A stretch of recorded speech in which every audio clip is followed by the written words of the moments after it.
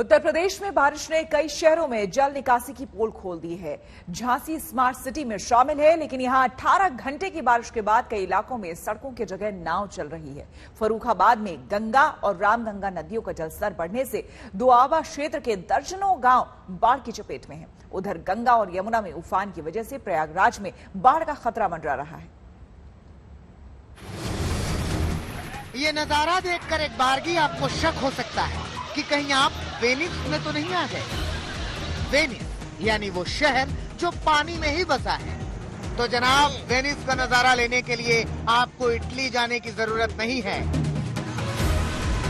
इसका तसल्ली बख्श इंतजाम कराया है झांसी के प्रशासन ने। ये स्मार्ट सिटी झांसी इतनी स्मार्ट है कि धरती कहीं दिखाई नहीं दे रही है, ना तो जमीन और न ही सड़क। जल और थल का मजा तो ऐसा है कि पानी में खड़े हो जाइए तो पांव थल पर, तैरने लगिए तो पूरा तन जल पर। 18 घंटे की मूसलाधार बारिश ने यूपी की स्मार्ट सिटी झांसी की सारी स्मार्टनेस की कलाई खोल कर रखी है। पूरा शहर जैसे पानी पानी हो गया। जिन सड़कों पर गाड़ियां चलती थी उन पर नाव चलने लगी। स्वभाव से ही उत्सव धर्मी भारत के बच्चे पानी में छपाक छई करने लगे। नाव क्या आई, उनके लिए मनोरंजन की बढ़िया चीज आ गई। झांसी की गलियों में घरों में 4 से 5 फीट तक पानी भरा हुआ है। सड़क पर पानी भरे होने की वजह से कई गाड़ियां पानी में फंस गई। इंजन बंद हो गया। यहाँ तक कि बाइक का भी पानी में चल पाना दूभर हो गया। शहर में पानी निकासी का कोई इंतजाम दिखाई नहीं दे रहा। दावा तो स्मार्ट सिटी का था, लेकिन स्मार्ट सिटी तो लबालब हुई पड़ी है। आज बारिश ज्यादा होने की वजह से यहाँ के नाले नालियों में इतना कचरा भरा पड़ा था कि वो पानी रोडों पे आ गया। सड़कों पे लोगों के घर मकानों में पानी भर गया।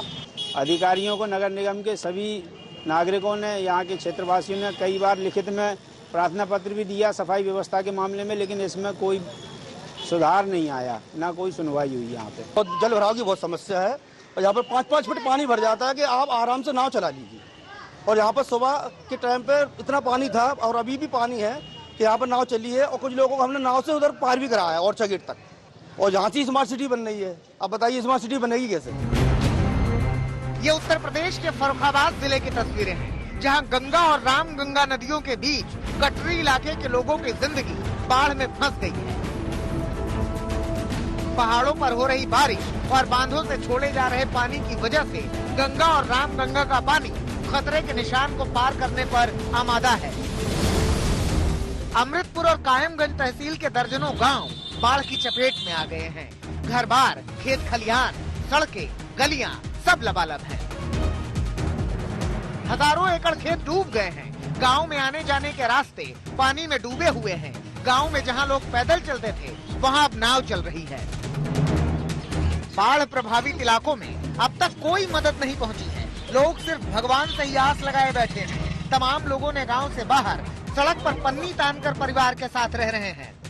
पूरा पांडव नदी बर्राहाट है और ये इधर वरुण विहार है।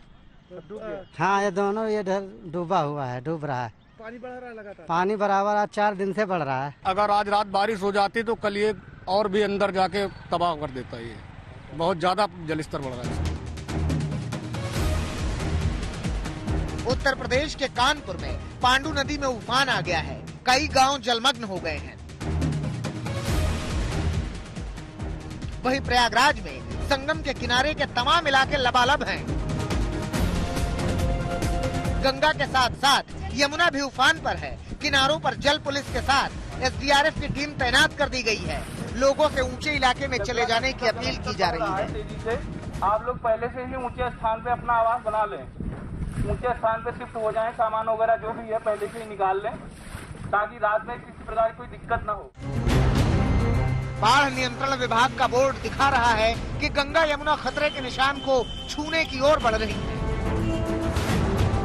नदी का जलस्तर कंटिन्यू बढ़ रहा है, हम देख रहे हैं। और हमारी टीम यहाँ पे मुस्तैद है दशाश्वमेध घाट पे बाकायदा। और यहाँ पे जो निचले स्तर पे गांव बसे हुए हैं उनको आगाह कर दिया गया है कि आप लोग ऊंचे स्तर पे चले जाइए।